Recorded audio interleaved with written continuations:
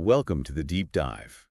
Today we're getting into something called chrono-nutrition. Mm-hmm. You know how sometimes the exact same meal just feels different depending on when you eat it? Yeah, totally. Well, it turns out there's a reason.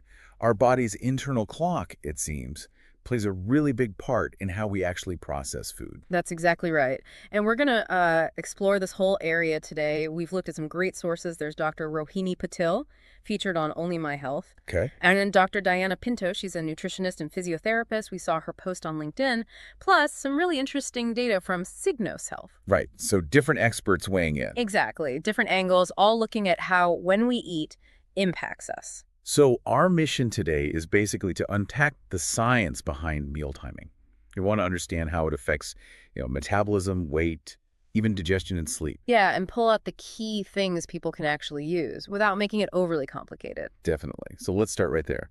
Why does when we eat matter so much? What's the basic idea? Well, it really comes down to our circadian rhythm, that internal 24-hour clock. Yeah, the sleep clock. Right. We mostly think about it for sleep, but it actually governs loads of other things in the body. Digestion, metabolism.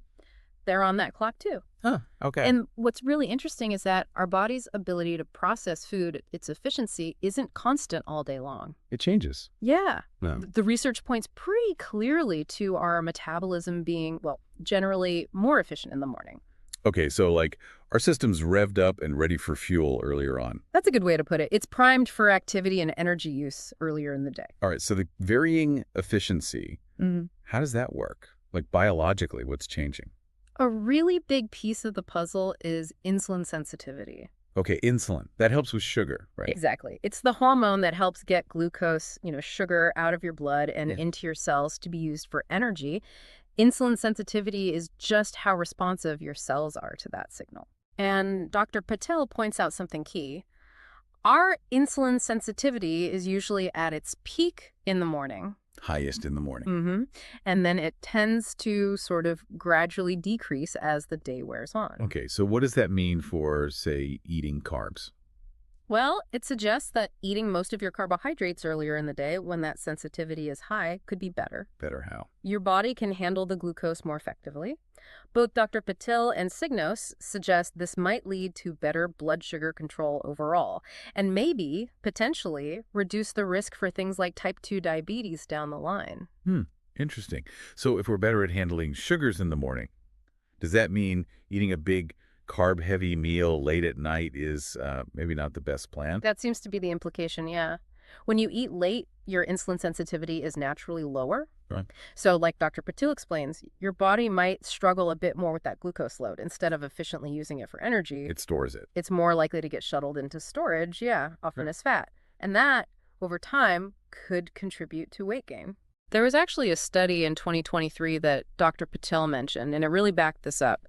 It suggested focusing most of your calories, and especially carbs, around lunchtime or the early afternoon. And avoiding the late night meals. And definitely trying to avoid those big meals late in the evening. Okay, so it's about syncing up our eating with our body's natural processing abilities. How does this all connect to managing weight specifically? Yeah, this is where chrono-nutrition gets really practical for a lot of people. Both Dr. Patil and Signos point to studies linking regular late-night eating with, gaining weight. It's a common connection people make. It is. And there seems to be a physiological reason. If you think about eating a large, high-calorie meal right before you go to bed. Your body doesn't need all that energy right then. Exactly. You're basically shutting down for the night, so there's not much chance to burn it off. It's like filling up the tank of a parked car. That's a perfect analogy. And Dr. Patil also notes that just eating at odd times, inconsistently, can mess with those circadian rhythms themselves. Oh, so it's a cycle. Late eating disrupts the rhythm, which makes processing food harder. Potentially, yes. It disrupts how the body handles and stores energy. So the core idea, which Dr. Patil, Dr. Pinto, and Signos all seem to agree on, is aligning your calorie intake with these natural metabolic peaks and troughs. Meaning eat more when your metabolism is higher. Pretty much. Load more of your calories earlier in the day. This approach seems to work with your body's natural flow rather than against it, and that could be more effective for weight management. Is there good evidence for this eat earlier idea? There is actually. Cygnus mentioned a big review, a meta-analysis from 2022 in obesity reviews. Okay, what did it find? It looked at data from almost 500 adults, and the results were pretty striking. People who ate most of their daily calories earlier on, they tended to lose more weight. More weight loss just by timing. Yeah, and not just that. They also saw better improvements in things like blood sugar, cholesterol levels, and that insulin sensitivity we talked about. Wow. Okay, so real, measurable metabolic benefits. Exactly. It really shows the potential impact of timing. And Cignos looked at their own data too, didn't they? They did, and it's quite fascinating. They found that users whose last big blood sugar spike, after eating happened before about 5:40 p.m., Uh-huh. they lost, on average, 3 times more weight than users whose last big spike was after 8:40 p.m. 3 times. That's significant. It really is. It strongly suggests that avoiding those big glucose surges late in the evening could be a really helpful strategy if weight loss is a goal. So maybe lighter, lower-carb dinners could help with that? That's what they suggest, yeah. If you do eat later, focusing on protein and healthy fats, rather than lots of refined carbs, might help prevent those big spikes. Okay, so it's definitely not just what you eat, or even just how much, but when really matters for weight. Let's switch focus a bit. What about digestion? Does our gut have a clock too? It absolutely does. Dr. Patil specifically mentions this. The digestive system runs on a circadian rhythm as well. The whole system is timed then. Seems like it. And just like with metabolism, eating at really irregular times can throw off that digestive rhythm. Leading to problems. Potentially, yeah. Things like acid reflux, indigestion. Some of that might be linked to eating out of sync with your gut's schedule. Think about it. Your stomach and intestines are kind of expecting food at regular intervals. Right, they prepare for it. Exactly. If meals are all over the place, that preparation might be off, leading to digestive discomfort. So consistency helps the gut too. That's what both Dr. Patil and Dr. Pinto suggest. Sticking to regular meal times that align with your body's natural rhythm seems to really support smoother, healthier digestion. Consistency again. It keeps popping up.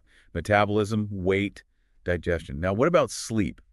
I know if I eat a huge dinner late, I definitely don't sleep as well. Is that a chrono-nutrition thing? Oh, for sure. There's a definite link there. Dr. Patil and Dr. Pinto both highlight how meal timing can impact sleep quality. How does that work?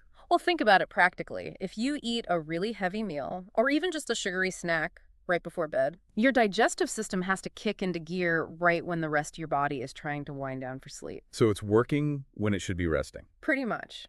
And that digestive activity, as Dr. Patil points out, can cause physical discomfort, bloating, maybe reflux, all things that make it harder to fall asleep or stay asleep. Right. It's not just feeling full. It's the actual digestion process keeping you up. That seems to be a big part of it. Yeah. Which is why both Dr. Patil and Cignos recommend trying to finish eating at least, say, 2 to 3 hours before you plan to hit the sack. Give your digestion a head start. Exactly. Give your body time to get that initial digestive work done before you lie down. It can lead to much more restful sleep. Okay.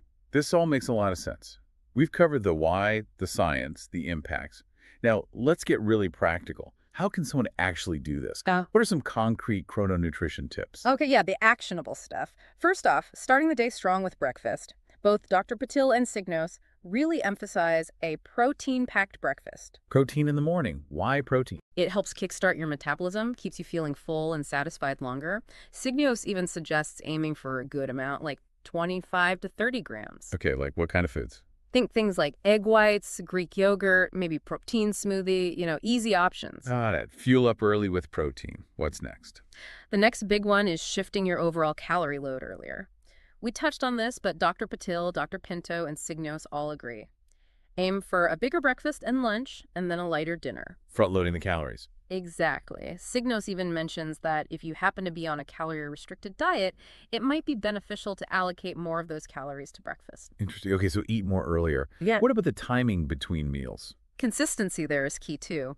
Dr. Patil and Cignos highlight trying to eat at roughly the same times each day. Like lunch around noon every day, that kind of thing. Yeah, as much as practical. That regularity helps keep your internal clock steady and supports your metabolism. Rhythm and routine. Got it. Now, what about avoiding that late-night eating? That can be tough. It can be, and all our sources stress trying to avoid it. Dr. Patil suggests just stopping eating after dinner if possible. But what if you're genuinely hungry later? Yeah, if you really need a late snack, the advice is to choose wisely. Go for something light and easy to digest. Signos specifically suggests options high in protein and low in carbs to avoid those big glucose spikes we talked about. Okay, like what? Maybe some meat jerky or tuna with avocado, cottage cheese, Greek yogurt again, things that won't hit your blood sugar too hard right before bed. Good to have some options. And that 2 to 3 hour rule before bed seems important. Definitely. Finishing eating well before sleep seems crucial for both digestion and metabolism overnight. What about exercise? Does timing meals around workouts matter? Signos brings that up, yeah. It makes sense to fuel properly. They suggest a balanced snack, maybe with some carbs, before longer workouts like a run or lifting weights. Fuel for performance. Right. And if your goal is building muscle, getting enough protein is obviously important, but when you get it around your workouts might also play a role alongside the overall daily timing. Okay. Anything else? A really important point from both Dr. Patil and Signos is simply to listen to your body. Tune in. Yeah. Pay attention to how different meal times make you feel, your energy levels, your mood. Notice those connections and adjust based on what works for you. It's not meant to be super rigid. That's good advice. Oh, and Signos also reminds us, stay hydrated. Drinking enough water helps with hunger cues and digestion too. Simple but important. And one more thing on flexibility. Signos points out that while consistency is good, don't get overly stressed if things shift occasionally, like for a special event or dinner out. Life happens. Exactly. The main thing is paying attention over the long run and finding a pattern that feels good. They also briefly mention time-restricted eating, like 16.8 intermittent fasting. Yeah, that's popular. It is, and it's basically a structured way of timing meals. What's interesting is some research on early time-restricted feeding, like finishing all your eating by mid-afternoon, say 3 p.m. That sounds intense. It does. But studies suggest it might have metabolic benefits, like improving insulin sensitivity, even if people don't lose much weight doing it. It really highlights the power of that earlier eating window. Fascinating. Okay, so wrapping this up. Chrono-nutrition, it's essentially about syncing our eating habits with our body's internal clock. Yeah, that's the core message. Dr. Patil, Dr. Pinto, Signos, they all converge on this idea. Aligning when you eat with your natural circadian rhythm can be a really powerful tool. For what, again? For boosting metabolic efficiency, helping with weight management, supporting your digestion, and even improving sleep quality. It really drives home the point that when you eat can be just as important as what you eat. Yeah, that's a huge takeaway, a whole new dimension to think about with food. So for everyone listening, maybe think about these tips. Could shifting your meal times around make a difference for you? Worth experimenting, maybe? Definitely worth considering. And maybe one last thought to leave everyone with. Given how interconnected everything in our body is and this power of the circadian rhythm, what other parts of our daily lives beyond just eating could benefit from being more aligned with our natural rhythms? It's a great question. Something to chew on.